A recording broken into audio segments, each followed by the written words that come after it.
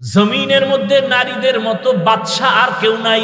নারী দুনিয়াতে আসার পরে বিবাহের সিঁড়িতে ঢুকানো পর্যন্ত মা বাবা তার লালন পালন করবে, দায়িত্ব পালন করবে। স্বামীর ঘরে যখন যাবে, স্ত্রী হিসাবে স্বামী তার ভরণ পোষণের দায়িত্ব পালন করবে। স্ত্রীর কোনো কাজের প্রয়োজন হবে না, রোদের মধ্যে যাইয়া নারীর কষ্ট করতে হবে না। এরপরে যখন আবার বৃদ্ধা হয়ে যাবে, সন্তান মা হিসাবে তার দায়িত্ব পালন করবে। এখন এক চালাক বাঙালি ডাক দিয়া কয়, যার স্বামী নাই, মা বাপ নাই, ছেলে মেয়ে নাই, একা এক নারী, এর উপায় কি?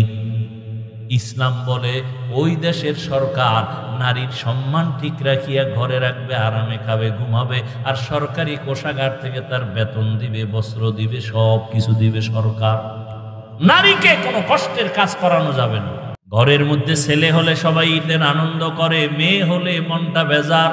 এমন এক কঠিন সময় আসছে রহমাতুল্লিল আলামিন। ইমামুল আউয়ালিন আল আখিরিন বাহরে সাদকা রাহমাতাল লিল আলামিন। রহমতের নবী মক্কা নগরীতে এমন এক হালাতে আসলেন, যেই সময় নারীদেরকে সমাজের সবাই অবহেলা করে। রহমতের নবী আসেন। কেমন এক নবী আমার, এক মিনিটে বলি বুঝার। ওই যে শুরুতেই বলেছি, মাওলায় বুঝ না দিলে কি উপায়? আল্লাহ যদি বুঝ না দেন, বুঝার চেষ্টাও না করেন, আমি হাফিজুর রহমান কেন? রহমতের নবীও যদি বয়ান করে, আবু জাহালের মতো বেঈমানের বুঝও ঠিক হয় না। গরবা সুরত আদমি ইনসাবুদে আহমদবু জাহলো হামেক সাবুদে আদমিরা আদমিয়ত লাজমাস্ত উদেরাগর বুনা বাসুদ ই জামা। রহমতের নবী মক্কা নগরীতে আসলেন, যেই সমাজের মানুষগুলো কন্যা পছন্দ করে না। রহমতের নবী পৃথিবীর এক শ্রেষ্ঠ ডাক্তার, যেই ডাক্তারের চিকিৎসার প্রেসক্রিপশন দেওয়ার পরে যেই রোগীর জীবন পর্যন্ত কোনোদিন আর কোনো ডাক্তার দেখাতে হয় না, ওই ডাক্তার ওই রোগীদের জন্য শ্রেষ্ঠ ডাক্তার। আমার নবী এমন শ্রেষ্ঠ ডাক্তার, কিয়ামত পর্যন্ত এই জমিনে যত রোগী আসবে সব রোগীদের জন্য ঔষধ দিছেন আমার নবীর প্রেসক্রিপশন। কিয়ামত পর্যন্ত আর কোনো নবীও লাগবে না, গোলাম আহমদ কাদিয়ানী লাগবে না। এই জমিনে কিয়ামত পর্যন্ত যত রোগ মানুষ তোমার হবে, সব রোগীদের রোগের একটাই ঔষধ, রাহমাতুল লিল আলামিনের আদর্শ।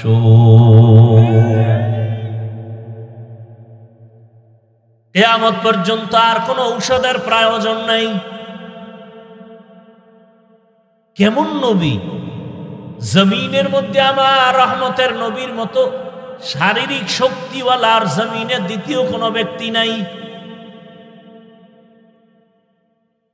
জৈবিক শক্তির দিক থেকে নবী আমার শ্রেষ্ঠ।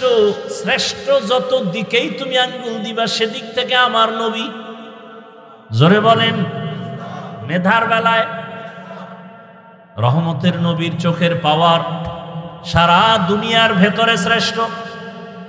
রহমতের নবীর মেধা, রহমতের নবীর দৈহিক গঠন সারা দুনিয়ার মানুষের মধ্যে শ্রেষ্ঠ। কেমন মায়ার নবী আমার! মানুষ অনেক সুন্দর, অনেক সুন্দর, আমার নবী কেমন সুন্দর যে বয়ান করিয়া শেষ করা যাবে না। রহমতের নবীর আখলাক কত সুন্দর! যেই নবীকে এক নজর দেখার জন্য গর্তের পিপিলিকা অপেক্ষা করে, যেই রহমতের নবীর চেহারা মোবারক দেখার জন্য গর্তের সাপ অপেক্ষা করে, কেমন মায়ার নবী আমার! সারা দুনিয়ার মানুষের শক্তি এক জায়গায় করলেও নবীর শক্তির সামনে তুলনা হবে না। আর সেই নবীর 25 বছর বয়সে কেমন যৌবন, কেমন শক্তি নবীর। কিন্তু আল্লাহর কুদরত দেখো, জাতি ভুলিও না, রহমতের নবী 25 বছরের বয়সের যৌবনটা কত মারাত্মক। ঠিক এমন সময় নবী বিবাহ করবেন পৃথিবীর এক শ্রেষ্ঠ কুমারী নারী, কিন্তু না, ইতিহাস রহমতের নবী এই টাইমে এমন একজন নারীকে বিবাহের বন্ধনে নিলেন, যেই নারীর নাম আপনারা জানেন, খাদিজা রাদিয়াল্লাহু আনহা। 2 জন স্বামী বিদায় হয়ে গেল, আবার বয়সটাও তার 40 বছর। মাথা নষ্ট করবেন না, বুঝার চেষ্টা করেন। এত বড় এক দামি নবী, এত বড় এক শক্তিওয়ালা মায়ার নবী, এত সুন্দর চরিত্রের অধিকারী আমার নবী, ঠিক যৌবনের সময় বিবাহের বন্ধনে প্রথম, ইতিহাস ভুলে যাওয়ার না, এমন একজন আল্লাহর বান্দি আসলো রসুলের ঘরে, যে 2 জন স্বামী বিদায়, আবার সন্তান হয়েছে আরো 2 এর অধিক। তৃতীয় স্বামী হিসাবে রহমতের নবীকে নিলেন, আবার বয়সও সমান। কার? 40 বছর। কার? আহা, নবী এমন কেন করলেন, আর আল্লাহ করাইলেন কেন? সারা দুনিয়ার মানুষের জানায়া দেওয়ার জন্য কিয়ামত পর্যন্ত ইতিহাস লিখে রাখো, হে চরিত্রহীন নারীর দুশ্মনেরা, ভালো করে লিখে রাখ, ইসলাম সারা এই জমিনে বিধবা নারীর অধিকার আর কেউ দেয় নাই।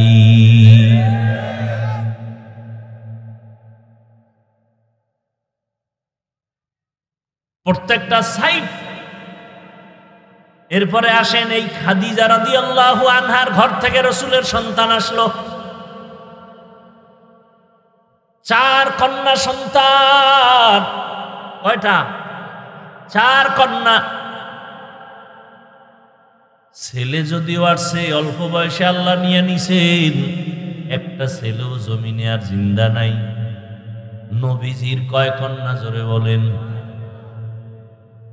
4 কন্যা। পৃথিবীর শ্রেষ্ঠ রহমতের নবী আমার, তার কন্যা 4। সারা দুনিয়ার মানুষকে জানায় দিল, তোমরা নারী পছন্দ করো না, অথচ ইসলামের মহানায়ক, সৃষ্টির শ্রেষ্ঠ ব্যক্তি, রহমতের নবী, তার একটা ছেলেও নাই, তার 4 কন্যা। যখন ছেলে হয়ে মরে গেল, আরবের বেঈমানেরা হাসি দিয়া রসুলের গালি দিয়া কয়, মুহাম্মদের ছেলে নাই, বংশ রক্ষা হবে না, মুহাম্মদের নামে জমিনে কেউ নিবে না। কিন্তু 4 কন্যা আল্লাহ দিলেন। আরবের মানুষ কন্যা পছন্দ করে না, অথচ পৃথিবীর শ্রেষ্ঠ মহানায়কের কন্যা কয়জন? এবং ভবিষ্যৎবাণী করে গেলেন, দুনিয়ার সন্তানের বাবারা, মায়েরা লিখে রাখো, যে একটা কন্যার বাবা হইবা, একটা জান্নাতের মালিক হয়ে যাইবা। যেই মা বাবা 2টা কন্যা সন্তান পেয়েছো, তুমি 2টা জান্নাতের মালিক। যে 3টা কন্যা পেয়েছো, 3টা জান্নাতের মালিক। যে 4 কন্যা পেয়েছো, 4টা জান্নাতের মালিক হয়ে গেছো।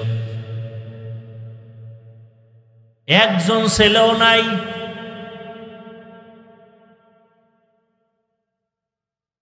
আমি যদি শুধু নারীর সম্মান নিয়ে বয়ান চালাই, সারা রাত চলে যাবে। এরপরেও যারা নারীর সম্মান ভিন্ন দিকে খোঁজার চেষ্টা করে, এটা আমি বলবো চেষ্টা না, এটা হলো অপচেষ্টা। কি চেষ্টা? অপচেষ্টা। ওরা আসলে নারীর সম্মান চায় না, নারীকে রাস্তার ধুলার সাথে মিশাইয়া ভোগের সামগ্রী বানাতে চায়।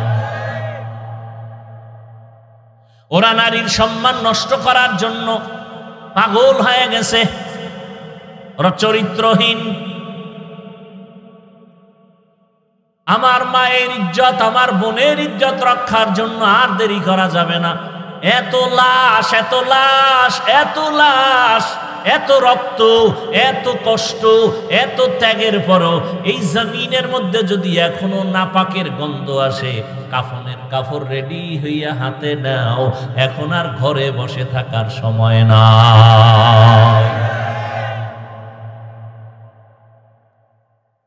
এদের চিহ্নিত করে না, এরা সমাজের দুশ্মন, স্বাধীনতার দুশ্মন, ইসলামের দুশ্মন, নারীর দুশ্মন।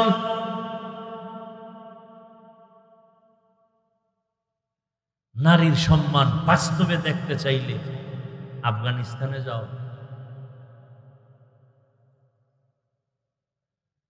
একটা কন্যা পৃথিবীতে আসা মানে ওর ভাগ্য, ওর কপাল। ওই কন্যাটা পৃথিবীতে আসেই কপাল নিয়া। একটা কন্যা পৃথিবীতে আসা মানেই তার কপাল খোলা। ও যার ঘরে আসে তার কপাল খুলে যায়।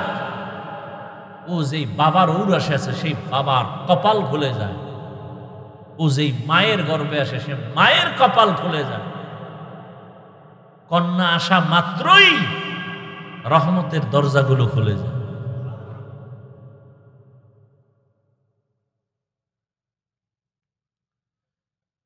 এই জন্য না প্রবাদ আছে না, প্রবাদ, সংসার ধন্য হয় রমণীর গুণে, সংসার ধ্বংস হয় নারীর কারণে। ইসলাম ছাড়া নারীর সম্মান অধিকার কেউ দিতে পারে নাই।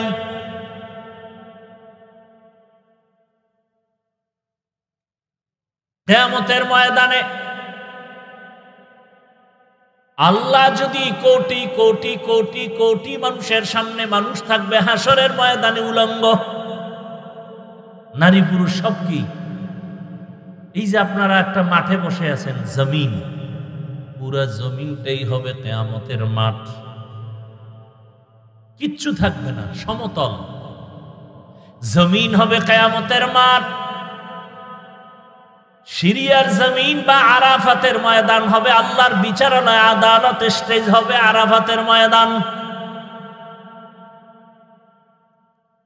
আল্লাহ যদি জিজ্ঞাসা করেন কিয়ামতের মাঠে, কোটি কোটি কোটি কোটি মানুষ, নবীরাও থাকবে, মুমিনেরাও থাকবে, বেঈমানেরাও থাকবে, আবু জাহাল থাকবে, ও ফেরাউন, সবাই থাকবে।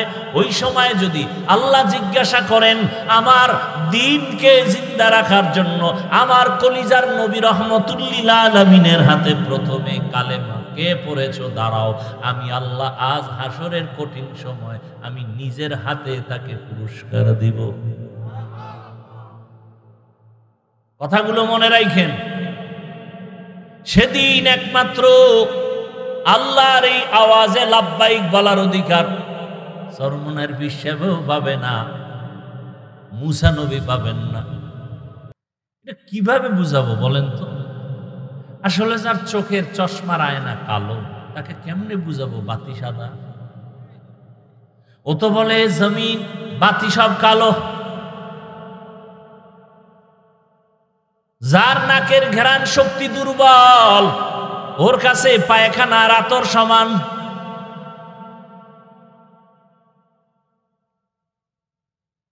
যার জিহ্বার শক্তি নাই, নাকের ঘ্রাণ শক্তি নাই, যার চোখের পাওয়ার নাই, ওর কাছে সাদা কালো সমান। যার বিবেক ঠিক নাই, মদ পান করে, দেখেন পাগল হয় নাই, খালি কি পান করছে? মদ পান কইরা কে মা, কে বউ, কে মাইয়াইছিল, শুধু একটু মদ পান করার কারণে বউরে মা কয়। এবার পুরা তার ছেড়া হইলে উপায় কি?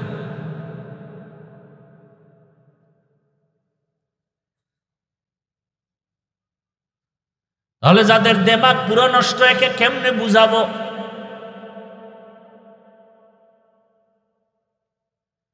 জমিনের মধ্যে নারীদের মতো বাদশা আর কেউ নাই।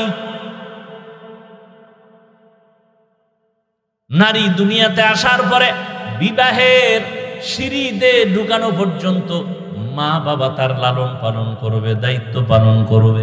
স্বামীর ঘরে যখন যাবে, স্ত্রী হিসাবে স্বামী তার ভরণ পোষণের দায়িত্ব পালন করবে। স্ত্রীর কোনো কাজের প্রয়োজন হবে না, রোদের মধ্যে যাইয়া নারীর কষ্ট করতে হবে না। এরপরে যখন আবার বৃদ্ধা হয়ে যাবে, সন্তান মা হিসাবে তার দায়িত্ব পালন করবে। এখন এক চালাক বাঙালি ডাক দিয়া কয়, যার স্বামী নাই, মা বাপ নাই, ছেলে মেয়ে নাই, একা এক নারী, এর উপায় কি? ইসলাম বলে ওই দেশের সরকার নারীর সম্মান ঠিক রাখিয়া ঘরে রাখবে, আরামে খাবে, ঘুমাবে, আর সরকারি কোষাগার থেকে তার বেতন দিবে, বস্ত্র দিবে, সব কিছু দিবে সরকার। নারীকে কোনো কষ্টের কাজ করানো যাবে না।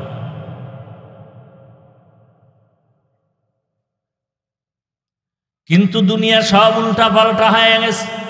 কিয়ামত তো হতে হবে। এই জন্য মুমিনের উপরে বিপদ। আপনি ঈমান নিয়ে চলবেন না, কোনো বিপদই নাই।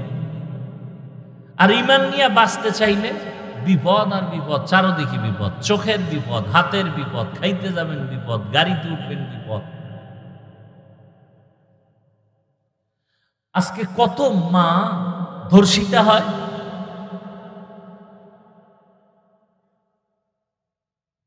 কত মায়ের মুখে অ্যাসিড নিক্ষেপ করা হয়। নারী কেন বেতনের জন্য রাস্তায় স্লোগান দিতে হবে? মা বোন কেন রৌদ্রে কষ্ট করে ইট ভাঙতে হবে? ইসলাম দিয়ে যদি সমাজ পরিচালনা হতো, এ জমিনে বাদশার হালাতে জীবন যাপন করত প্রথম সারিতে মা বোনেরা।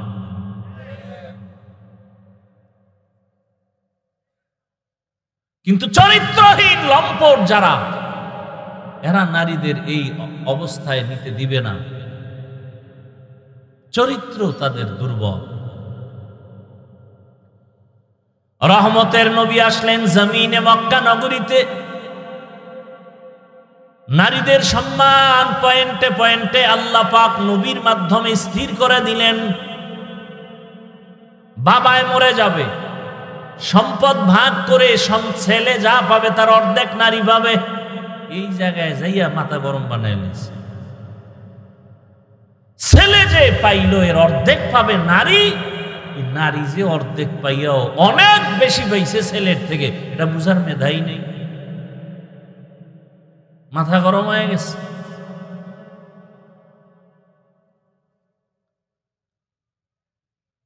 কিয়ামতের ময়দানে রব্বুল আলামিন যদি জিজ্ঞাসা করেন আমার দ্বীনের জন্য বিনা হিসাবে জান্নাত পাওয়ার যত রাস্তা আছে, এর মধ্যে একটা সর্বোৎকৃষ্ট রাস্তা হলো শাহাদাতের রাস্তা। আল্লাহ যদি বলেন হাসরের ময়দানে আমার শাহাদাতের রাস্তা দিয়া কে সর্বপ্রথম জান্নাতে যাইতে চাও, একজন পুরুষও দাঁড়াতে পারবে না। একজন নারী দাঁড়ায় বলবে আমি আল্লাহ আপনার এই কথা অনুযায়ী আমি পারবো। আমি একজন নারী, পুরুষ না, আমার নাম হলো সুমাইয়া রাদিয়াল্লাহু আনহা। আল্লাহ যদি বলেন আমার দিনকে জিন্দা রাখার জন্য কে এক জমিন থেকে জন্মভূমি ত্যাগ করে হিজরত করেছো, সৌভাগ্যবান কে, আমি তাকে পুরস্কার দিব। একজন পুরুষ দাঁড়াতে পারবে না, একজন নারী দাঁড়ায়।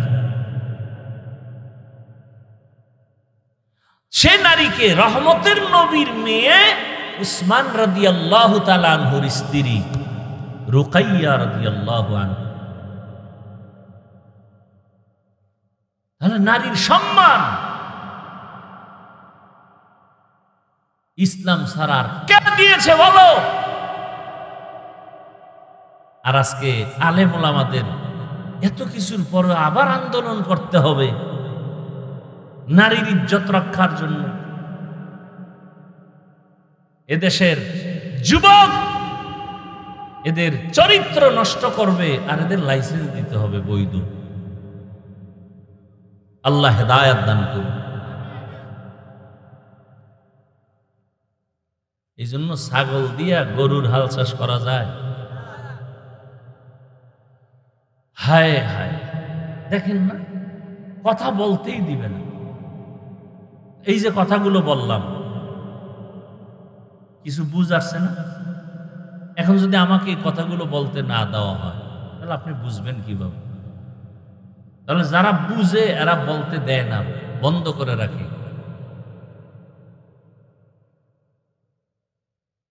বললেই তাদের বিপদ। এজন্য মসজিদগুলো, মাদ্রাসাগুলো সব পয়েন্টে পয়েন্টে পয়েন্টে চান্দাবাজার ধান্দাবাজারা দখল করে বসে আছে। মসজিদ নিয়েও চান্দাবাজি, মাদ্রাসা নিয়ে ধান্দাবাজি, সারা দেশ ঘুরি, এগুলি কি আর দেখা বাকি আছে? শিয়ালের হাতে মুরগি আমানত দিছে। হ্যাঁ, মুরগি আমানত দিছে কার কাছে? আমানত ঠিক থাকবে? সুদখোর ঘুষখোর বেনামাজির হাতে মাদ্রাসা মসজিদের চাবি দিলে কেমনে ঠিক থাকবে? আরে চাবি দিছে কি জিব্রাইল? আমরা হুজুরেরা না? ভোটের আগে আপনারা টাকা খাইছেন পায়খানার নামে চোরের মতো, ওপেন খাইতে পারেন না? ভোর রাত্রে খাইছেন তাহাজ্জুদের টাইমে, বরকতের সময়।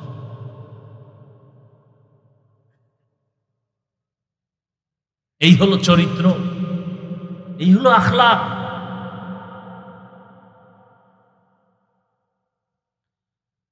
আল্লাহ হেদায়েত দান করুন। ওয়া মা আরসালনাকা ইল্লা রাহমাতাল লিল আলামিন।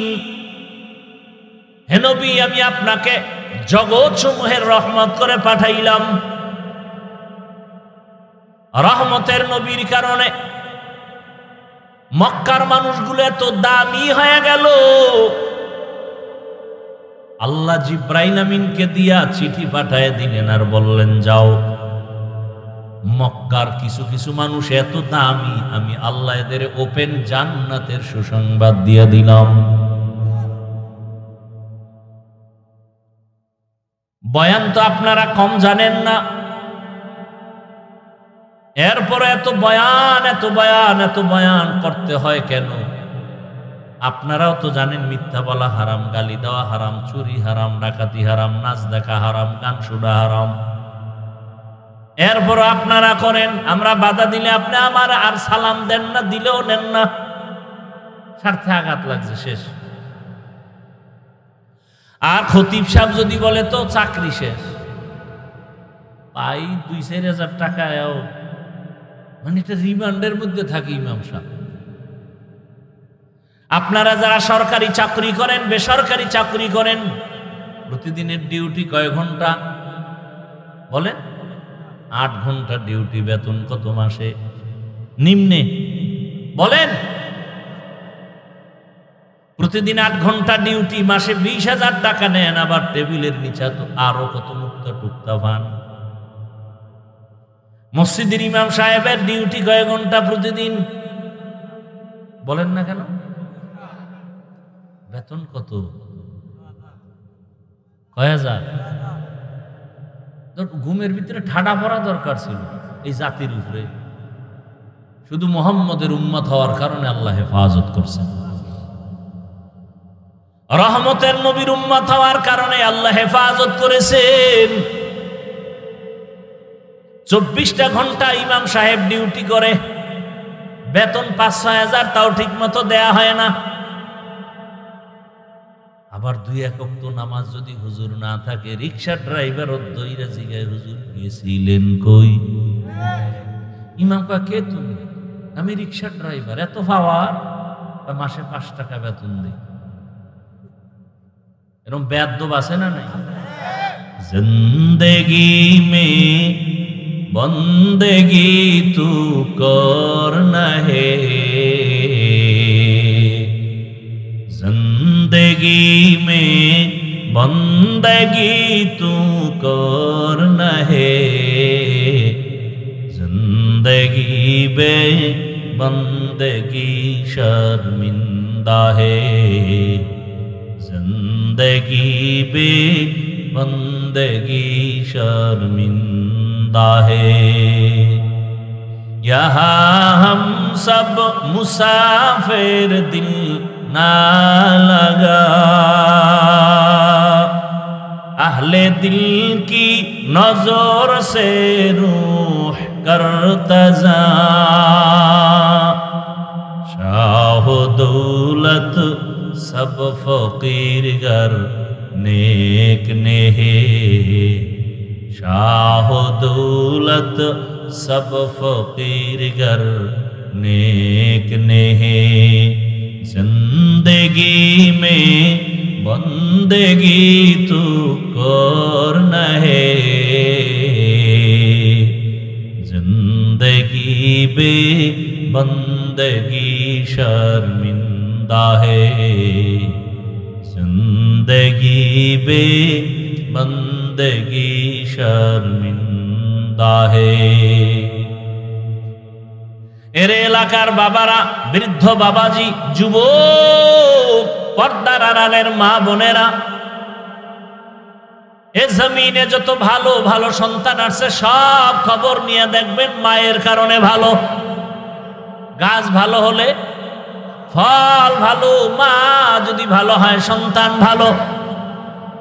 দুনিয়াতে যত ভালো সন্তান দেখেন খোঁজ নিয়ে দেখবেন তার মায়ের আদর্শ ভালো হওয়ার কারণে সন্তানের আদর্শ ভালো।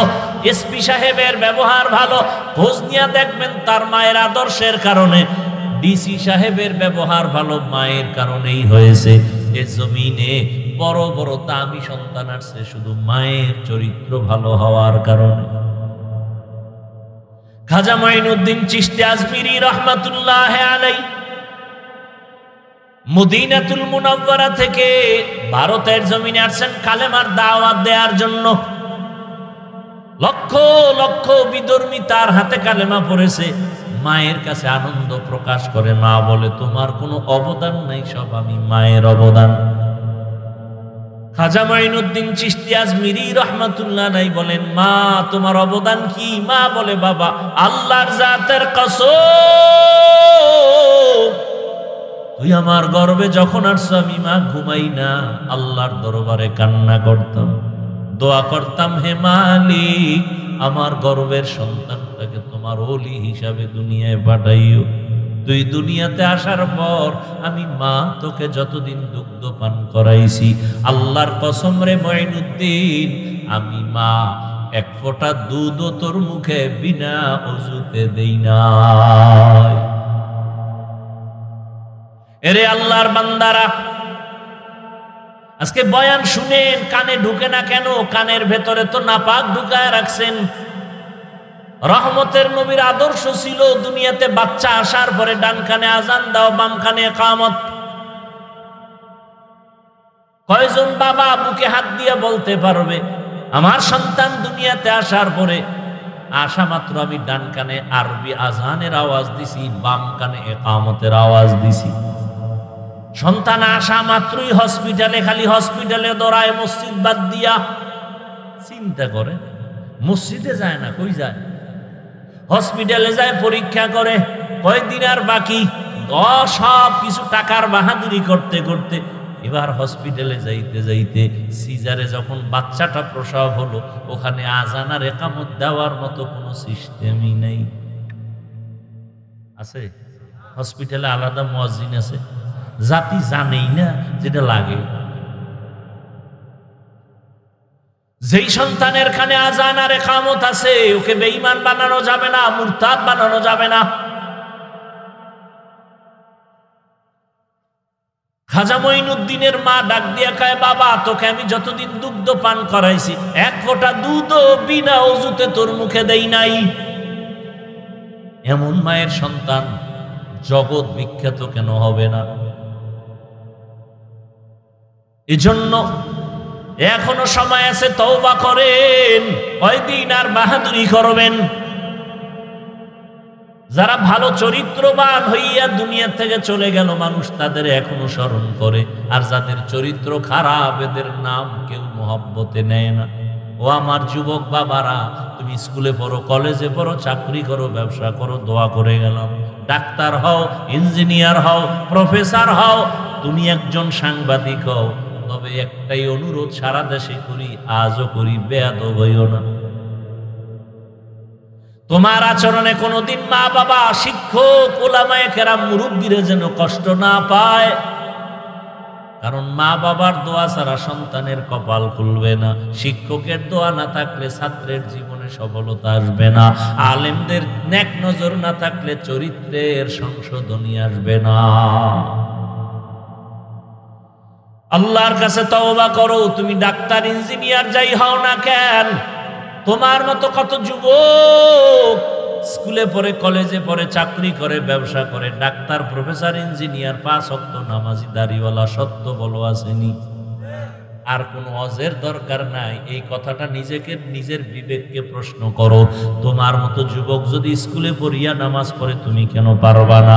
তোমার মতো যুবক যদি র্যাব, আর্মি, পুলিশ, বিডিআরের চাকরি করে যদি নামাজি হয়, তুমি পারবা না কেন?